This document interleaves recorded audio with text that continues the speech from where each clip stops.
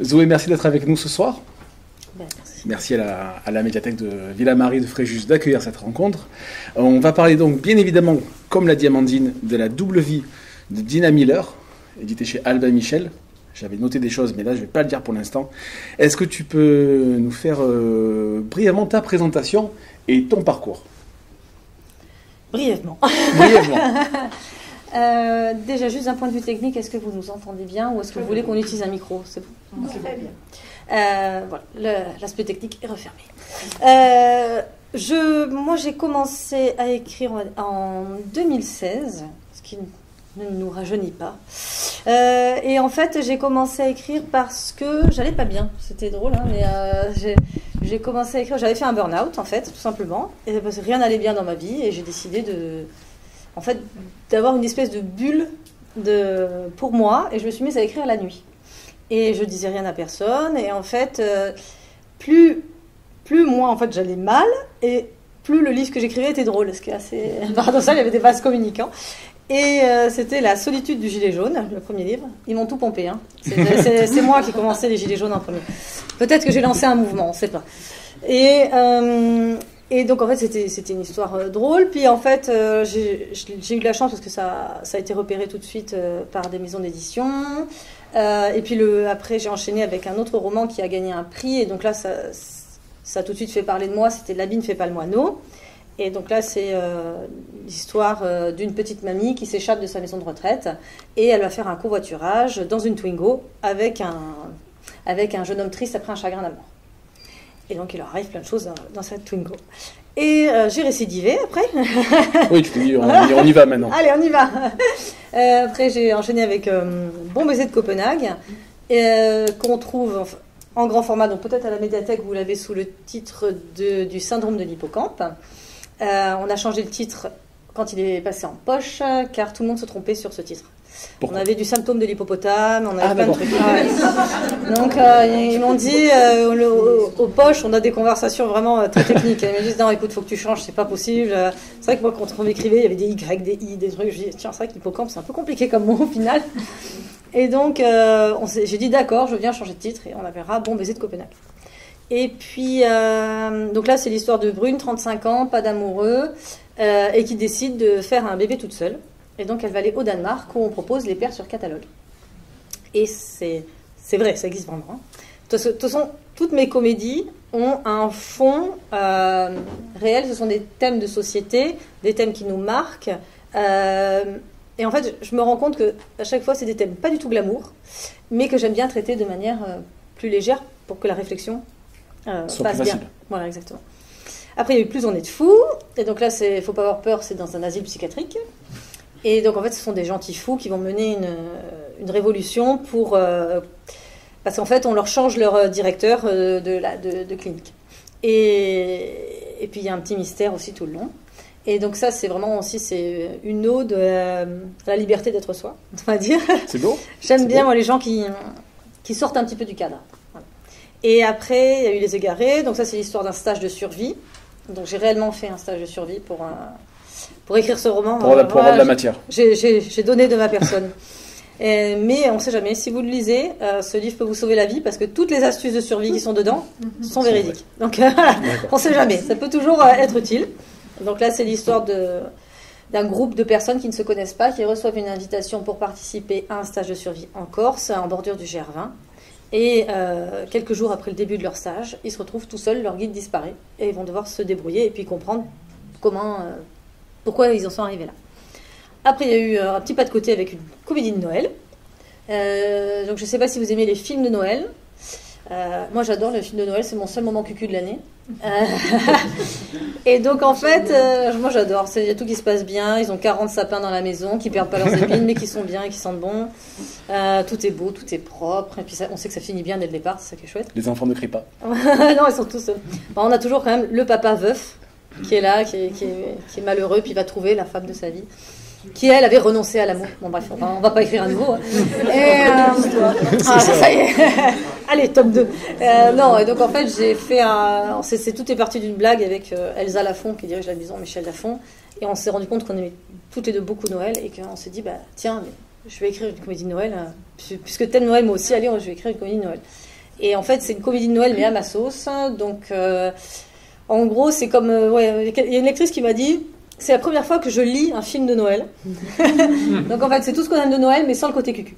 Et ce qui est différent, c'est que c'est un homme qui parle. Et puis après, là, il y a eu un virage complet. 180 degrés. Voilà, c'était le Covid. Moi, j'ai adoré. Donc, je suis désolée pour ceux qui n'ont pas aimé. Moi, j'ai trouvé... Pas le Covid en lui-même, hein, le confinement. Chez moi, j'étais très bien chez moi. Il faisait beau. J'ai jamais eu ma maison aussi bien rangée qu'à ce moment-là. Et en fait, j'ai eu le temps d'écrire. Et j'avais une histoire en tête depuis un bon moment. Et depuis un voyage à Las Vegas, en fait. Et donc là, j'ai écrit Les mauvaises épouses, qui plonge dans l'intimité des femmes de scientifiques qui travaillent à la bombe atomique en 1952. Et là, c'est en bordure de Las Vegas. Et donc, on a vraiment tout ce côté atomique, l'époque atomique et les femmes des années 50. Et donc là, c'était vraiment un virage très différent. C'était quelque chose de très différent. J'avais un peu peur que les lecteurs ne me suivent pas. Et en fait, au contraire, ils m'ont bien suivi. Et donc, moi, je me suis vraiment plus dans cette veine-là, côté plus historique, et qui renouait avec mes racines d'historienne de l'art. Et après, on est passé à Dina Miller. Et donc là, on va en parler ensemble. Ce qui nous intéresse aujourd'hui, voilà. Moi, ce que j'ai bien aimé avec le titre et la couverture, ce sont les titres qui posent des questions, pour accrocher un peu le lecteur. Et du coup, là, on se demande qui est Dina Miller et pourquoi elle a une double vie. Et du coup, est-ce que c'était, je pense, forcément volontaire d'avoir ce titre un peu malin, on va dire, pervers, pour que le lecteur se dise, bah, tiens, qui elle est, qu'est-ce qu'elle fait? Ouais, il faut toujours qu'il y ait un titre qui interroge, effectivement, mais en fait, je trouve que c'est celui qui allait le mieux. Vraiment, je voulais qu'il y ait vraiment cet aspect duel, et qui est vraiment une question récurrente dans tout le roman. On a les apparences et ce qui est vraiment, l'image que l'on veut donner et ce que l'on est au plus profond. Et Dina, elle a vraiment une double vie, puisque... donc là, on est en 1961 en Alabama, à Huntsville, qui est la ville vraiment phare de la NASA, qui vient tout juste d'être créée. Et il y a tout un engouement des familles de scientifiques aussi qui sont là pour travailler à la fusée qui va amener enfin un Américain sur la Lune, puisqu'on est vraiment à la course à l'espace contre l'URSS. Et donc Dina, elle va arriver dans ce joli quartier de Rocket District. Et elle a une apparence... juvénile, elle est jolie, elle paraît vraiment toute innocente. Et, inoffensive. Voilà, totalement inoffensive. Elle se fait même passer pour une veuve pour ne pas s'attirer les foudres des femmes autour. Et en fait, sa double vie, c'est que Dina est en fait en mission et qu'elle est un agent du Mossad, donc les services secrets israéliens, et qu'elle est chargée par son instructeur de traquer les anciens nazis. Et là, sa mission en particulier, ça va être d'identifier, et puis ensuite de neutraliser, si c'est vraiment lui, un médecin qui aurait travaillé dans les camps et donc fait des expériences affreuses durant la Seconde Guerre mondiale.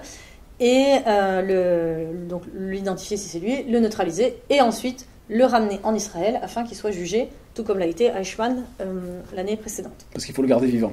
Oui. C'est la petite contrainte. Voilà, bah oui, elle n'a pas l'habitude de ça. Non. Elle aime bien que c'est quand c'est expéditif. C'est une pro de l'élimination nette et précise. D'ailleurs, le premier chapitre, ouais. Où là, du coup, elle abat sa victime, qui est aussi un ancien nazi. Alors, petite parenthèse, qui a lu le livre? Comme ça, on sait. 1, 2, 3, ok. Et du coup, le premier chapitre fait un peu office de teaser. Je trouve qu'il y avait beaucoup de cinéma dans ce livre, et donc ça justement là aussi ça appâte le lecteur. On voit que du coup Dina n'est pas du tout inoffensive, pas du tout. On comprend le but de sa mission, même si on n'a pas saisi tous les atours. Et il y a beaucoup de chansons aussi. Il y a beaucoup de chansons, il y a beaucoup d'acteurs. J'ai l'impression que tu avais envie de planter un décor de cinéma dans ce... Ben, on me dit souvent que c'est très cinématographique, mais en fait, moi j'aime que ce soit immersif, que ce soit vraiment une expérience pour le lecteur, mais tout en étant vraiment authentique. C'est-à-dire que je fais vraiment attention aux moindres détails. Donc les chansons sont toutes de 1961, ou même les épouses des scientifiques de la base, entre elles vont parler de sujets d'actualité, donc c'est vraiment ce qui se passe à cette époque-là en 61, mais aussi, ce sont aussi des femmes qui parlent entre elles, donc elles vont parler mode, elles vont parler cosmétique, et donc leur grande égérie évidemment c'est Jackie Kennedy, donc on va essayer de s'habiller comme elle, se coiffer comme elle, voilà, donc tout ça c'est vraiment ce qui plante un petit décor, en fait, tout en ayant aussi, je voulais qu'on sente aussi l'élan patriotique à l'époque. Et c'est vraiment... Après, je suis très carrée sur ça, sur tout ce qui est historique. J'ai même dû me caler sur les dates des lancements de fusées, puisque vraiment la vie à Rocket District est calquée sur les lancements de fusées, sur les essais. Et donc, il y a des fois où ça fonctionne. On envoie... alors, au début, ils n'envoient pas des hommes, hein, ils envoient des animaux ou même des robots. Et ça marche, tant mieux, tout le monde est content. Mais ça ne marche pas. Comment ça se passe pour les femmes quand leur mari revient après une journée où ça s'est mal passé? Et donc, en fait, c'était ça aussi que je voulais voir. En fait, j'aime bien mettre au premier plan les femmes qui, à l'époque, étaient plutôt décoratives. En second plan. Parce que c'est vrai que c'est un quartier qui, tu l'as dit, qui vit au rythme du monde de l'astronomie, parce que ce sont des scientifiques qui travaillent pour le développement astronomique. Alors, du coup, il y a certains, je crois une vérité historique, certains anciens nazis ont été récupérés. Exactement. Du coup, pour travailler sur le programme de lancement. Oui, en fait, le point de départ de ce roman, c'est un fait historique réel qui s'appelle en fait l'opération Paperclip. Et c'est le fait que les Américains, au sortir de la guerre, ont été très surpris, en libérant les camps, de découvrir tous les savoirs qui avaient été développés dans les camps. Et ce sont des savoirs à la fois médicaux, donc par exemple on a le vaccin contre le typhus qui a été développé vraiment, c'est tout simple, hein, c'est en utilisant des cobayes humains dont on se fiche, savoir s'ils survivent ou pas, ça va beaucoup plus vite pour faire des recherches. Et aussi dans le domaine de l'aéronautique, et donc là on a notamment le fameux missile V2, qui est le missile qui va permettre plus tard de propulser la fusée qui ira sur la Lune. Et donc ça c'est le fameux Wernher von Braun, qui est un personnage historique réel qui est dans le roman. Et donc ces Américains se sont retrouvés face à ça. Ils se sont dit, mais mince, qu'est-ce qu'on fait? D'un côté, si on les juge comme ils doivent être jugés à Nuremberg, eh ben en fait on va perdre ces savoirs et ils vont être récupérés par les Russes. Mais sinon, si on les utilise, c'est quand même un problème éthique, parce que ça veut dire qu'ils n'iront pas non plus être jugés, ils ne seront pas jugés à Nuremberg. Et donc c'était en fait la morale par rapport à l'efficacité, on va dire. Et donc ils ont décidé évidemment de les garder. Ils les ont d'abord tous mis dans une base à White Sands aux États-Unis. Et ils les ont un peu parqués au départ. Bon, ça va, ils n'étaient pas non plus en prison, hein, ils étaient dans un coin de la base. On a des conversations, à un moment, j'en parle là, où ils rappellent leur famille, puis on dit « Ah, c'est super bon les steaks texans ». Ces gars sont quand même des bourreaux, hein, ce ne sont pas des gens qui ont juste subi le régime nazi ou qui ont fait ce qu'on leur a dit. Même si ça aussi, c'est discutable. Mais en fait, c'était des hauts gradés, vraiment des hauts gradés dans la hiérarchie nazie. Donc c'était des gens qui avaient réellement conscience de ce qu'ils faisaient et qui étaient vraiment partie intégrante du système. Et donc, on les a mis dans ce parc, on les a mis dans le coin de la base à White Sands. On s'est dit, bon, ça va, ça se passe bien, ils sont pas si méchants. On leur a donné des cours d'anglais. Wernher von Braun, lui, il a eu tapis rouge. Lui, on lui a permis de retourner en Allemagne. Donc, tranquille, hein, on lui a laissé le choix, tu peux retourner en Allemagne. Il est parti en Allemagne, il a fait venir sa cousine, il a épousé sa cousine, et ses parents, ils sont tous revenus donc, aux États-Unis, et donc en fait on s'est dit, tiens, on va commencer à les intégrer. Et pour les intégrer, quoi de mieux qu'une petite femme américaine qui va faire de bons enfants américains, et en 1955, ils ont tous été naturalisés, américains. Donc certains ont changé de nom, d'autres n'ont pas eu besoin. Wernher von Braun, il était tellement au-dessus de tout qu'il n'a même pas eu besoin de changer de nom. Et Wernher von Braun, on a des photos de lui avec Kennedy, et à un moment dans le roman, Peter, qui est l'instructeur de Dina, il dit non mais lui il finira par diriger la NASA. Ben oui, en fait il va finir par diriger la NASA. Et c'est grâce à Wernher von Braun, grâce aux nazis, au savoir nazi, que les Américains ont marché sur la Lune. On gagnait la course à la Lune, quoi. Ouais. D'accord. Et du coup, toi, en tant qu'historienne de l'art, comment est-ce qu'on arrive à synthétiser, à ordonner toute cette masse d'informations, de documentation sur les vêtements, sur les modes de vie, sur les voitures? Comment tu as fait? Souci. Moi, il y en a partout. C'est des post-it? De tout. En fait, j'essaye de tout mettre dans des cahiers. Vraiment, j'essaye. Normalement, j'ai un cahier par roman. Mais là, il y en avait vraiment partout, il y a des bouquins partout. Et en fait, ce que j'adore à la fin d'un roman, moi, c'est ranger mon bureau. Et quand je sais que le bureau est vraiment rangé, je dis « Ah, ça y est, c'est fini. On va passer à un autre. » Mais c'est vrai que toute la partie recherche me prend du temps. Et parce qu'en fait, c'est un petit peu... on découvre un truc et qui va nous amener à autre chose, qui va nous emmener à autre chose. Et en fait, ça finit par être un arbre comme ça. Du coup, comment tu arrives à tout ordonner? En fait, j'ai pas mis... là, j'ai mis en gros un quart de ce que j'avais comme recherche au final. Parce que tout le jeu d'équilibriste en fait du romancier, c'est de faire la part entre ce qui est vraiment utile au roman et ce qui va assommer aussi le lecteur. Parce que moi, ce que je veux, c'est qu'il y ait vraiment un mélange harmonieux entre la fiction et l'histoire. Et donc, je veux qu'il y ait un vrai plaisir de lecture. Et ça, c'est important pour moi qu'on soit pris dans l'histoire et qu'on soit pas... c'est pas un essai historique. C'est un roman basé sur des faits historiques. Et donc, il y a un vrai plaisir de lecture qui est important pour moi. Donc, le fond est historique, le fond est vrai. Tu parlais de paperclip de l'opération, les dates. Donc, en fait, il y a une espèce de canevas historique et véridique, et toi après tu brodes ton histoire, mais qui colle aux événements.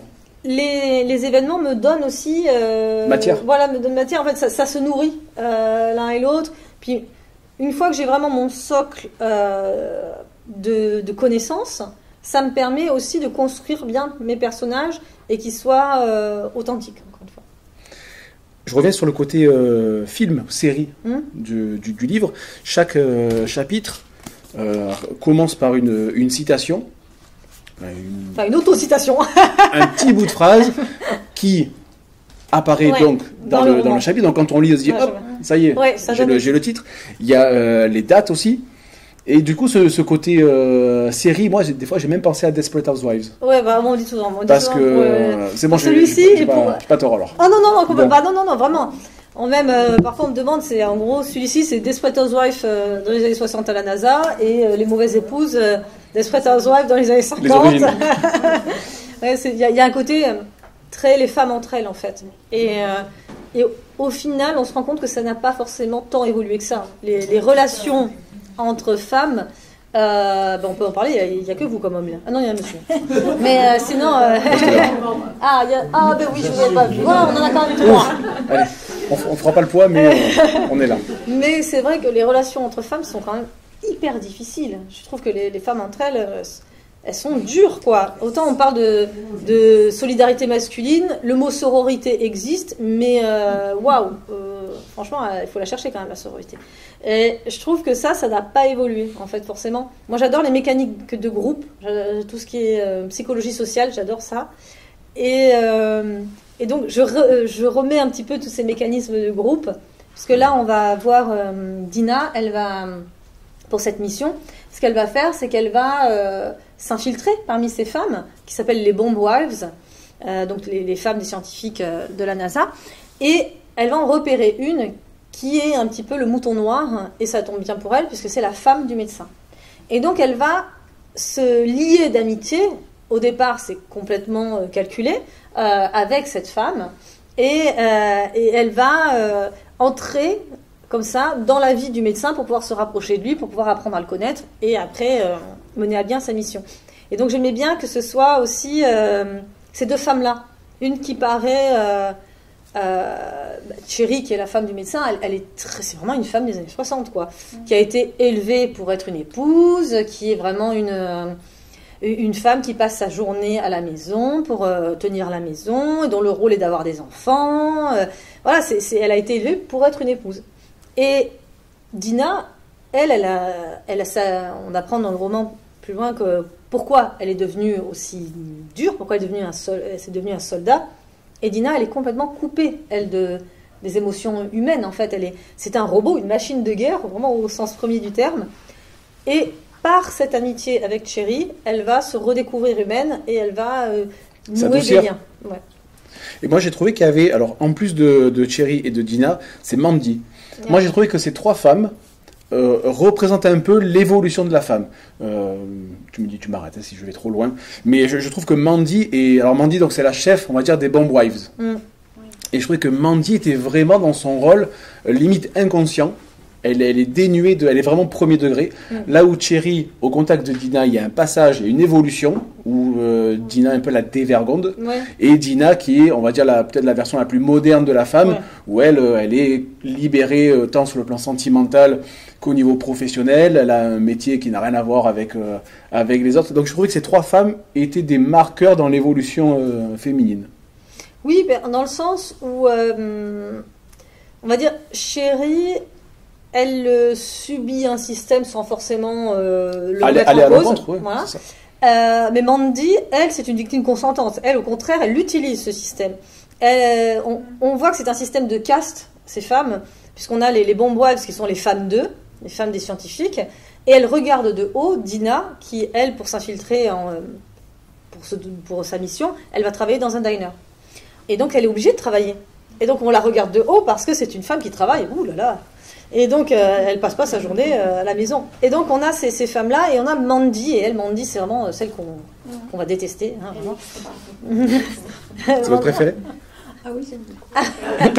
Mais Mandy, vraiment, c'est vraiment la peste en chef, quoi. C'est vraiment... mais elle utilise son mari pour grimper dans la hiérarchie, puisqu'elle-même ne peut pas grimper. Au niveau social, elle ne peut pas. Ben non, elle est au max de ce qu'elle peut, puisque son mari est haut placé. Mais là, en fait, elle ne peut pas évoluer plus. Elle ne peut pas avoir de métier.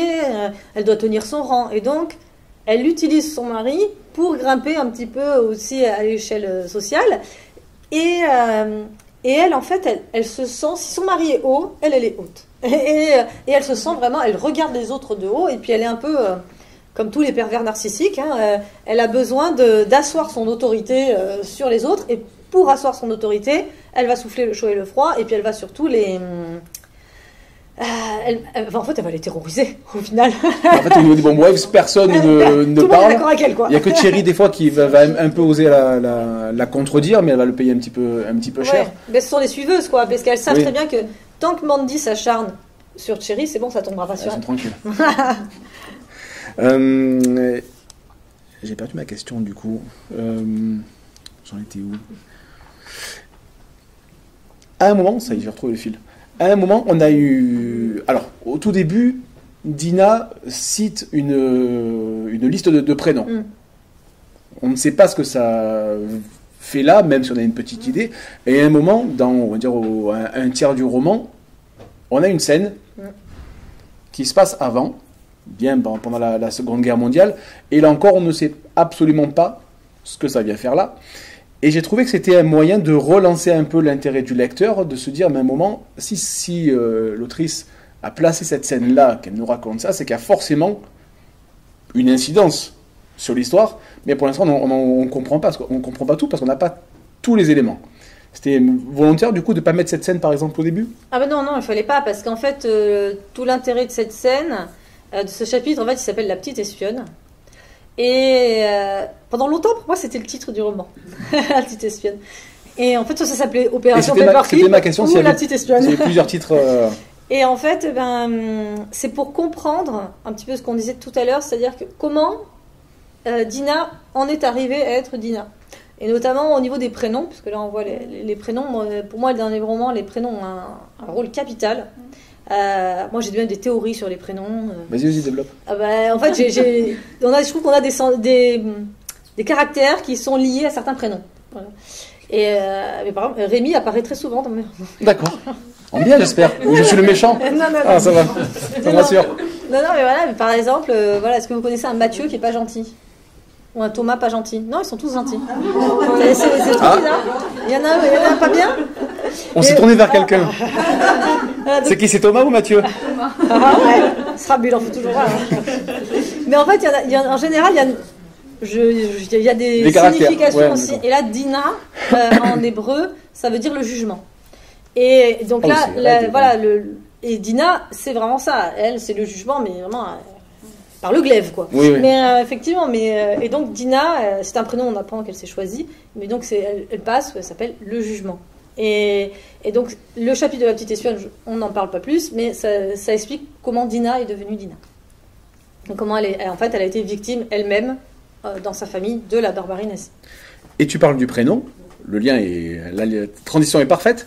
Je trouvais qu'il y avait une dualité et ressemblance entre Dina et le médecin, Oscar. Ah oui? Oui, parce qu'en fait, chacun se cache derrière une apparence. Ils mentent à leur entourage, eux-mêmes savent qui ils sont, mais il y a toujours une façade. Moi, c'est dans ce côté-là de Desperate Housewives. En fait, c'est une façade très très propre. Oh oui. Et l'arrière-cour est pas aussi net qu'on pensait. Et du coup, voilà, j'ai trouvé que Dina et Oscar se faisaient face, mais se répondaient aussi au niveau de la façade et de ce qu'on cache. Oui, parce que tout est une question d'apparence. Et en fait, ce sont les lecteurs, moi, qui m'ont fait me rendre compte qu'apparemment, c'est un thème qui m'obsède. Dans tous mes romans, même les comédies, c'est la norme. En fait, la norme, les apparences... Et moi, je trouve que la norme est complètement fluctuante. La norme, elle doit évoluer aussi. Et donc, en fait, ça me questionne tout le temps. Et là où, effectivement, ce qui peut les relier, on va dire, Oscar et Dina, le médecin donc, et Dina, c'est que la question fondamentale posée dans ce roman, c'est de savoir, est-ce qu'on peut faire quelque chose de mal pour de bonnes raisons? Là, en l'occurrence, est-ce que... Dina, elle assassine, donc c'est pas bien, mais elle le fait pour de bonnes raisons, parce qu'en fait c'est pour revenger, voilà. Et donc ça aussi, le mal pour de bonnes raisons. Et les Américains qui ont récupéré les scientifiques nazis, c'est mal, mais ils l'ont fait peut-être aussi pour de bonnes raisons. Et donc en fait, c'est vraiment la question aussi qu'on se pose tout le long. Et moi ce que j'aime bien, c'est quand, en tant qu'historienne, je veux pas, je donne pas mon propre avis. Je donne les faits. Toi, tu prends pas position. Moi, évidemment, j'ai mon opinion, mais je livre les faits, et après, vous faites votre propre opinion. Voilà, moi je dis, voilà ce qui est. Et maintenant, vous choisissez. Voilà les tenants et les aboutissants, et vous faites votre propre opinion. Tu livres au lecteur toutes les informations, et c'est le lecteur qui Mais oui, parce qu'en fait, au final, si les Américains n'avaient pas forcément fait ça, ce qui est quand même condamnable, ils auraient été récupérés par l'URSS. Et là, la redistribution du monde aurait été complètement différente. Si les Russes avaient eu tous ces savoirs-là. En fait, la guerre froide se serait jouée autrement. Et on ne sait pas comment ça se serait passé. Mais ça s'est passé comme ça. Moi, je livre les faits et je trouve que l'histoire est là pour éclairer le présent. Et donc pour ne pas répéter les erreurs qui ont déjà été commises. Mais est-ce que l'histoire, du coup, nous dit que parfois il faut savoir faire certains mauvais choix pour pas qu'il y ait de conséquences plus graves? Je sais pas. En tant qu'historienne. Là-dessus, c'est chacun a sa propre conviction, hein, mais la vie est une série de compromis. C'est la définition de la diplomatie. On va loin. J'aimerais qu'on parle de Travis. Travis, qui est serveur au dîner. Non, il n'y a pas de Travis. C'est pas Travis? Tyler, pardon. Okay, mais par contre, Rémi s'est fait son propre Travis. Ah oui, c'est moi. Je me rappelle pas pourquoi j'ai mis Travis.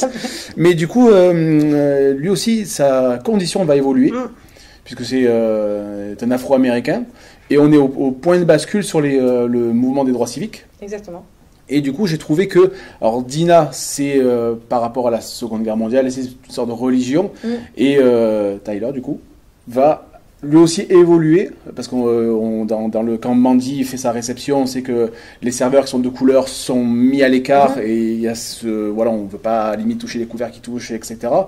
Et du coup, lui va prendre de l'ampleur, de l'assurance pour justement se libérer, tout comme elle a fait Dina pour d'autres raisons, mais je trouvais que leurs deux histoires étaient assez parallèles. Oui, moi j'ai beaucoup aimé ce personnage. En fait, donc on a dit Dina se fait embaucher dans un diner, et ce diner est dirigé par Avery, qui est une femme, et elle a pris sous son aile le géant Tyler, dont le deuxième prénom est Travis, vous l'avez compris. C'est pour ça. Et donc, et Tyler, en fait, vraiment, c'est le cuistot. Et il cuisine super bien. Tout le monde, vraiment, adore sa cuisine. Et Dina, elle arrive, elle s'interroge, elle dit mais c'est étonnant, parce que l'Alabama c'est quand même un des États du Sud, donc vraiment très strict quant à la ségrégation. Et elle dit ah bon mais c'est étonnant, dans les restaurants d'habitude les Noirs sont à l'arrière, ils sont pas montrés. Et Avery elle dit ah non, ils ont qu'à pas venir s'ils sont pas contents, mais Tyler il restera devant. Et donc ça c'est déjà une première révolution, mais qui a été acceptée par tout le monde. Et Tyler, il est aussi partie prenante du système, qui ne pense pas forcément à contester. Pour lui, la ségrégation est en place, la ségrégation est injuste, mais... Au début, il ne la conteste pas. Non, il trouve que c'est injuste, mais c'est comme ça, et puis c'est tout. Et là, donc, on est vraiment en 61, donc... En fait, l'Alabama va être un des pionniers de la déségrégation, ce qui est assez étonnant pour un État du Sud, mais qui va être mené par Kennedy. Et donc, mais là, on est quand même dans le dur de la ségrégation encore. Et au contact de Dina, au contact vraiment de son côté piquant, un peu rebelle, il va lui aussi se déployer, et il va s'engager.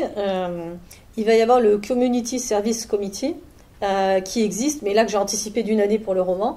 Et en fait, c'est un collectif qui va faire pression, donc c'est par des actions plutôt psychologiques, ça va être des sittings ou des marches, comme il y aura après la marche de Selma. Et bien là, en fait, ils font pression sur la NASA, parce que Huntsville sans la NASA, c'est rien du tout au final. Ça tombe en voilà. Et donc si à Washington on se dit oulala, ça commence à être le bazar là-dedans, on va virer la NASA, on va pas la mettre là, et bien en fait ça met toute une pression économique sur Huntsville. Et donc en fait Tyler lui il va s'engager là dans cette voie-là, et il y aura même en 62, après il y aura la visite de Martin Luther King qui ira carrément à Huntsville, et qui lancera effectivement toute la déségrégation. Un mouvement. Pourquoi, je dis pourquoi, mais je ne sais pas, mais j'ai l'impression que les mauvaises épouses et la W de Dina Miller se passent à 10 années près dans la même période. Est-ce que c'est une période charnière qui te plaît? Moi j'adore. J'adore, vraiment, c'est un peu l'âge d'or. Tu parlais de cinéma, moi j'adore les films des années 50, les films des années 60 américains. Voilà, toute cette esthétique. J'adore les films d'Hitchcock. Et on a vraiment un côté, le mot est vraiment galvaudé, mais je trouve qu'il définit parfaitement l'époque, c'est le glamour. D'accord. On a ce côté glamour qu'on n'a plus du tout aujourd'hui. On n'a plus l'élégance, on n'a plus le côté un peu poudré, je trouve. En plein festival de Cannes. Ouais, voilà, c'est ça. Ouais, mais en festival de Cannes, en fait, on va chercher à se faire remarquer, on va plutôt avoir un truc un peu destroy que glamour. Que glamour. Et donc, il y avait cette esthétique, vraiment, et donc, avec l'art, c'est vraiment l'esthétique que je voulais justement reproduire. Et j'aime ce côté léché. Cette pâte, on a l'impression vraiment que c'est une toile.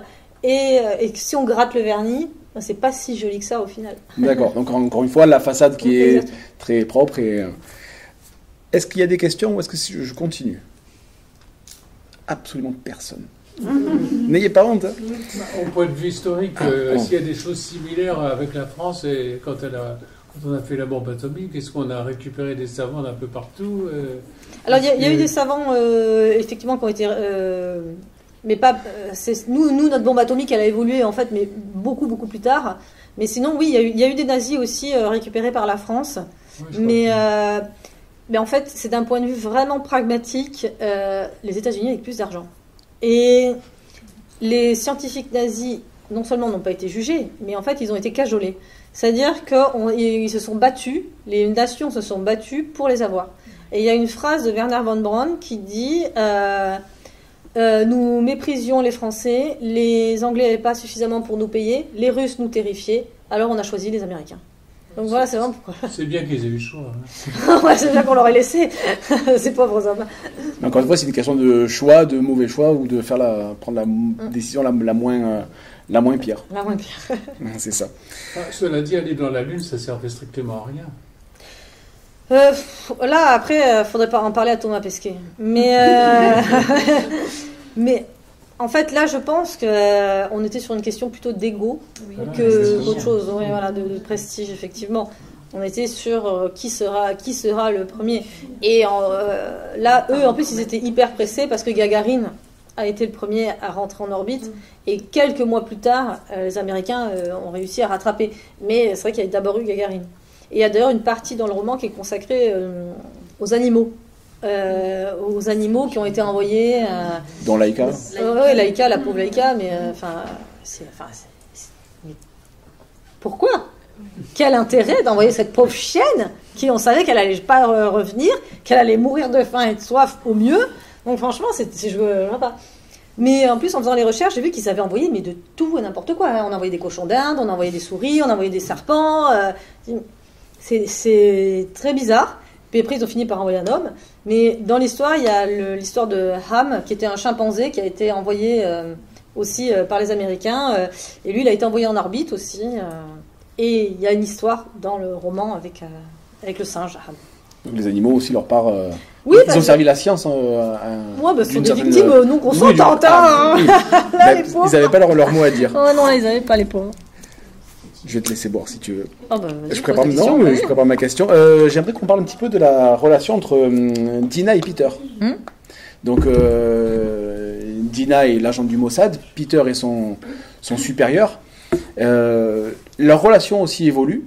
On apprend plus tard comment Peter est allé la chercher, lui a proposé de travailler. Tu fais évoluer la relation. Je ne sais pas jusqu'où je peux le dire, mais tu fais. Et pourquoi justement leur faire évoluer cette relation qui part d'une relation strictement professionnelle vers autre chose? En fait, c'est toujours cette idée d'avoir des robots, des soldats qui ont été complètement déconnectés de leur humanité. Et Peter, donc, qui est l'instructeur de Dina, c'est lui qui lui a appris en fait les règles du métier au Mossad. Et lui, il est très froid, il est très calculateur aussi. Mais là, dès le départ dans cette mission, Dina sent qu'il y a quelque chose qui n'est pas normal. Elle se dit, mais c'est bizarre, il vient lui rendre visite alors qu'il ne le fait jamais, il lui explique les tenants et les aboutissants de l'opération Paperclip alors qu'elle n'a pas besoin de le savoir. Elle, c'est un soldat. Elle a une mission. Elle exécute, c'est tout. Ouais. Et là, elle dit, c'est bizarre. Et en fait, il finit par lui avouer que c'est personnel. Que ce médecin-là a eu aussi une influence dans la vie de Peter. Et donc... Par cette confidence qu'il lui fait, alors que ce n'est pas du tout dans ses habitudes, ils vont se rapprocher et ils vont pouvoir apprendre aussi à redevenir plus humains.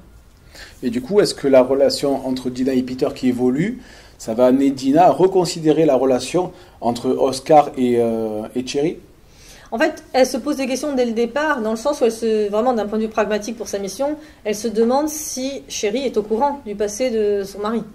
Et si la plupart des Bombwives sont au courant aussi du passé de leurs époux. Et d'ailleurs, Cherry va même jusqu'à nier quand Dina là, on dit pas. Trouve. Voilà, mais on ne dit pas du coup. Mais on ne dit pas. Du coup, si on ne dit pas. Tu parlais d'un voyage à Las Vegas. Est-ce que c'est ce qui t'a fait tomber amoureuse des États-Unis? En fait, le voyage à Las Vegas, c'était ce qui m'a déclenché pour Les Mauvaises Épouses. Parce que Las Vegas, en fait, il y a un petit musée qui retrace toute l'histoire, le passé atomique de Las Vegas, qui s'appelait à l'époque Atomic City. Et ce qui est assez incroyable, c'est qu'on retrouve des cartes postales. Il y a même un almanach où on invitait les familles à venir assister ensemble aux explosions nucléaires. D'accord. Et donc on disait, allez, venez en famille, ça fera plaisir aux petits. Et donc ils s'installaient, ils regardaient, c'était vraiment comme un feu d'artifice. Et puis alors, si ceux qui avaient la trouille, on disait, allez, mettez des lunettes, ça va. Et donc en fait, il y avait une mode atomique que j'ai trouvé assez incroyable et une candeur, vraiment. C'était vraiment toujours un élan patriotique. Et une candeur, on trouvait que c'était vraiment la bombe atomique, c'était l'arme qui allait vaincre le méchant soviétique qui menaçait avec le couteau entre les dents. Et donc il y avait quelque chose de très manichéen, très noir et blanc. Et je trouve qu'on retrouve aussi un petit peu ça dans Dina aussi. Et donc en fait, ce passé atomique, moi ça m'a marqué. On peut visiter aussi dans les Mauvaises Épouses, à un moment, elles vont visiter, parce qu'en fait elles habitent. Voilà. Elles habitent au NTS, le Nevada Test Site, qui existe encore, qui est donc une base militaire à 20 km de la bombe atomique.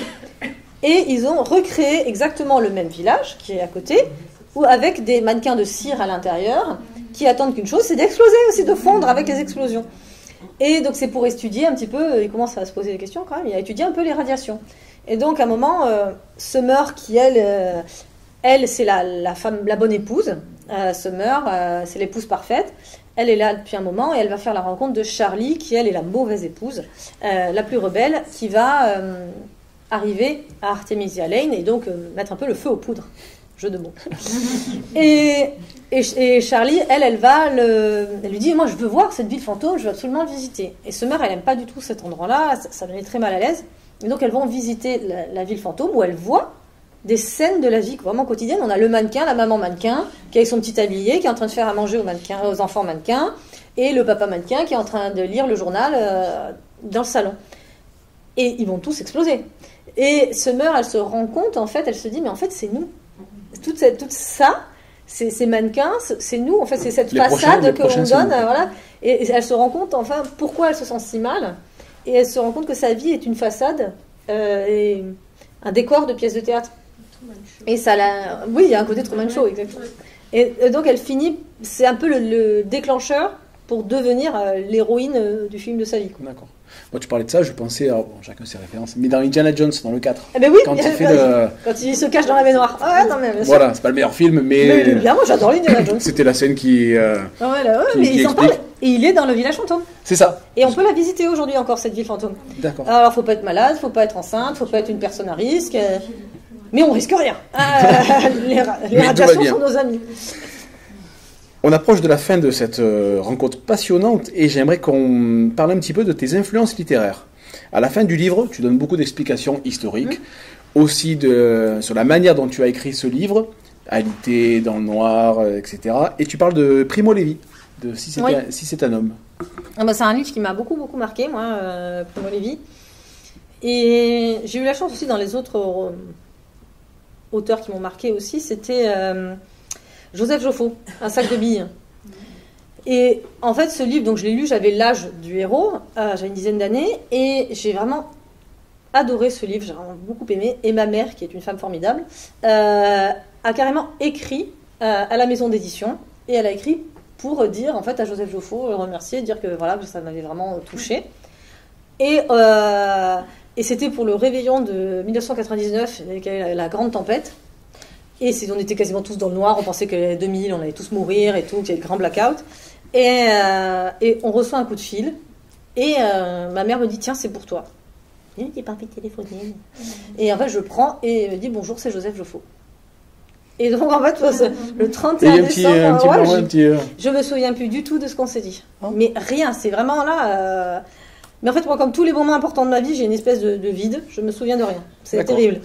Et donc en fait je me souviens que lui a parlé et que moi je crois que j'ai dû être très bête, mais j'étais tellement impressionnée et que cet homme-là, qui avait cette histoire-là et puis cette renommée-là, prenne le temps d'appeler une gamine un 31 décembre parce que sa mère avait écrit à la maison d'édition, et je trouve ça d'une classe infinie. C'est une belle histoire. Ouais, c'est joli. Donc ça m'avait marqué vraiment déjà d'un point de vue Seconde Guerre mondiale, et puis effectivement Primo Levi qui décrit parfaitement le phénomène de déshumanisation dans les camps, et donc, mais aussi, là, moi, je le décris après les camps, en fait, parce que tout le travail des nazis, ça a été de déconstruire, et de déconstruire sur le long terme, en fait.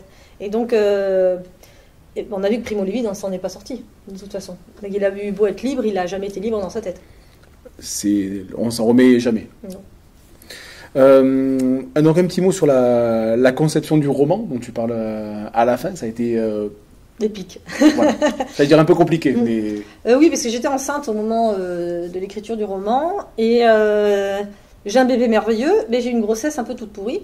Mais bon, en fait, a posteriori, moi j'ai bien aimé quand même. Mais en fait, j'ai été très malade et j'ai des migraines de manière générale. Et là, en fait, en étant enceinte, on peut pas se soigner.